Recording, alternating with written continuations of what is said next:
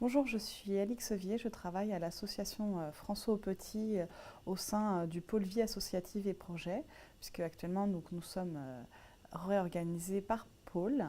Donc, je travaille en collaboration avec Nathalie Routaille-Ciré et Solène Mingui.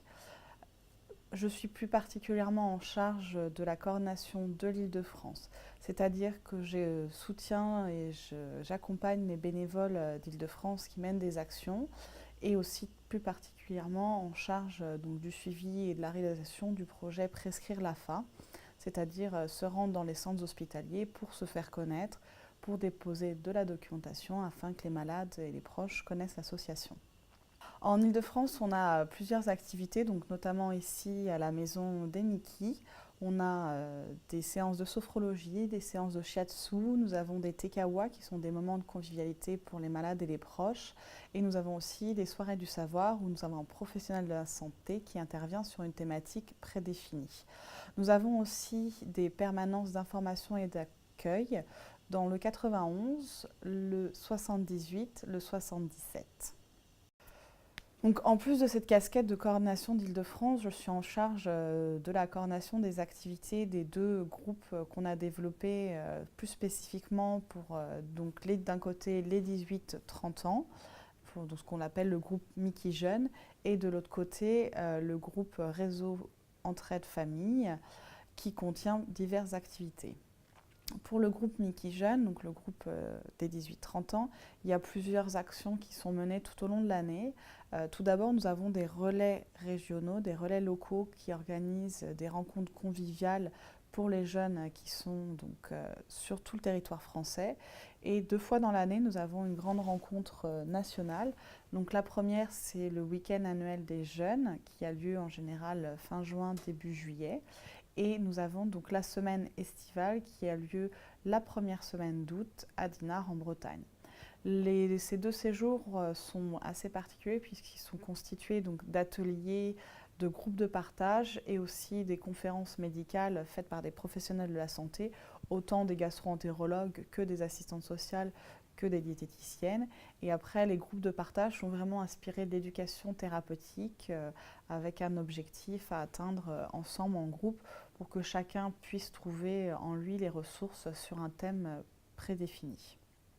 Donc le réseau Entraide Famille, donc il y a des activités très particulières et distinctes. Donc d'un côté, nous avons le groupe ado avec, comme pour les jeunes des 18-30 ans, un stage, ce qu'on appelle le stage des ados. Donc là, c'est vraiment particulier parce qu'on a des ateliers le matin sur des thèmes prédéfinis pour les aider à trouver en eux-mêmes les ressources pour mieux gérer leur maladie au quotidien. Et l'après-midi, on est sur du loisir type colonie de vacances classique. On a donc pour les parents aussi, en plus de ce séjour, on a un week-end, un séjour des familles. Donc là, c'est les parents qui viennent avec leurs enfants qui sont malades, mais aussi la fratrie, puisqu'on a une approche globalisante de toute la famille.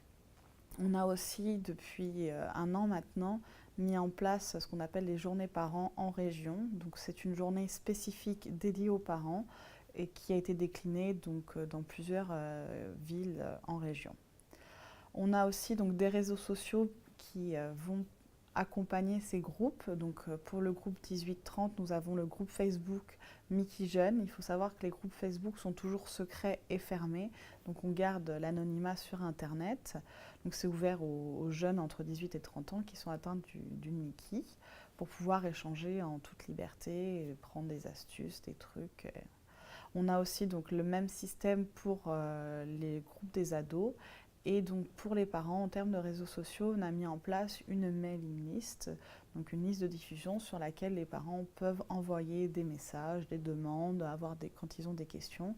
Et donc tous les parents inscrits sur cette liste ont l'information ou peuvent répondre à la question.